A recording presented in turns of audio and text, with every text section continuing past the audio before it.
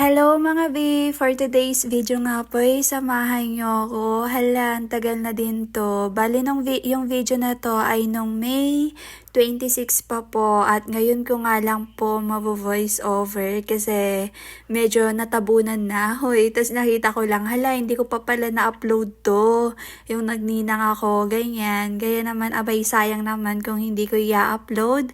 Kaya ayan, for the go. At meron nga akong nakalimutan dyan yung pera. Kaya ayan, napahinto na muna kami dyan. Tapos pinakuha ko dun sa kasama ko. Then maya-maya ay napatake na din po kami ng picture dyan. Tapos for the go na. Oh my God! Ano ba yan? Tubig! Hala, sorry. Ano ba yan? Ito yung mahirap sa amin eh. Kapag high tide, yan o. Diba? Tubig malala. Wala na, basaan na. Saan ngayon natin ito babanlawan? At nakakilalang pa, na mabalinta pagbanlawan. High tide nga po sa amin mga B, kaya ayan, tinanong ko sa kasama ko kung may kakilala siya na pwede naming pagbanlawan nung sasakyan. Kasi syempre, ano yon, maalat, diba? Tubig alat ba naman? Tapos sakto, ayan, meron nga kaming nakita dito, kaya ayan, napaano na nga din kami dito. At syempre, bago yon ay nagpaalam na muna kami sa may-ari. Hindi ko alam kung sa kanila yon, basta may naabutan kami doon, tapos kung sino na lang yung andon, doon na kami nagpaalam. O, tapat ko, linis ko, ay opo. Tapos ayan nga yung mga bata napapatingin na lang din. Nakakaano kasi pag no?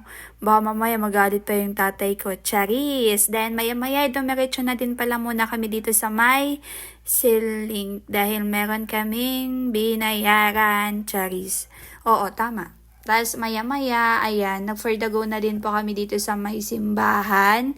At nakita ko nga dyan si Ate Sandra, kaya yan, sabay na kami papunta sa may harap.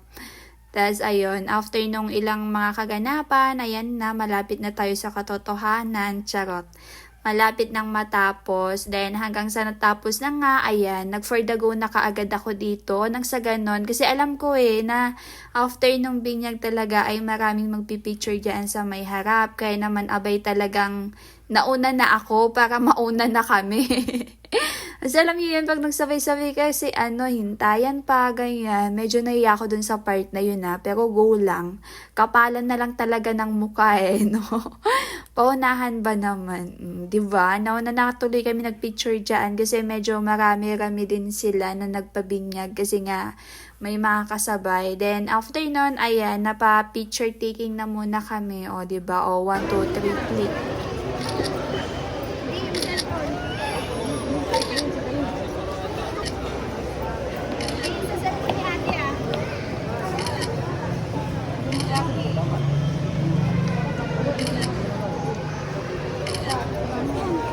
At pagkatapos nga po namin mag-picture ng mga ilang for the click, ilan lang talaga, ang dami kaya nun.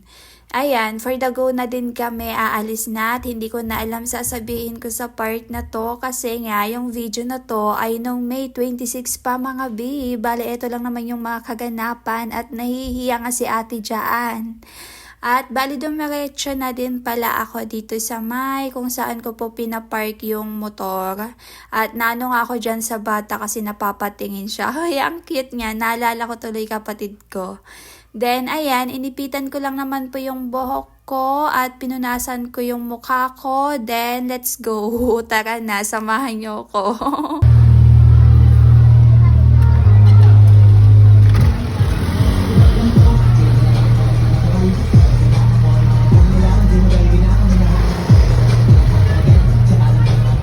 Ayun na nga mga B, pati sa pagmumotor talaga ay nakuha pang mag-video-video. Paano kasi sakto naabutan namin yung mga kasama namin na ninang. Tapos ay nasakay sila sa may tricycle. Di binigay namin yung cellphone. Halos hirap na hirap nga kaming iabot yung cellphone Kasi alam niyo yun, delikado yun mga B kung ako sa inyo. Wag na wag niyong gagawin. Yung nagpapatakbo kayo tapos yung mag-aabutan kayo ng cellphone habang nagpapatakbo ay hindi magandang gawain yun.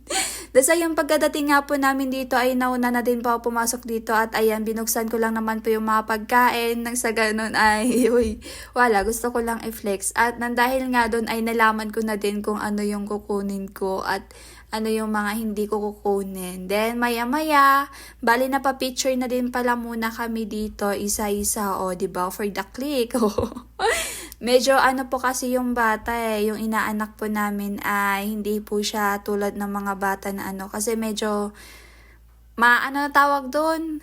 Ayaw niya sa mga bagong muka or I mean ano parang hindi siya ano tsaka medyo masama po yung pakiramdam. So ayun, wala kayong picture na magkasama ganyan yung hawak-hawak mo siya ganun. At ayun, bali ayan napapakuha na nga kami ng pagkain namin kasi kakain na kami malamang. Pero bago yun syempre pipicture na muna. At eto nga po yung nakuha ko, di ba? Unang subo pa lang yan mga biyala.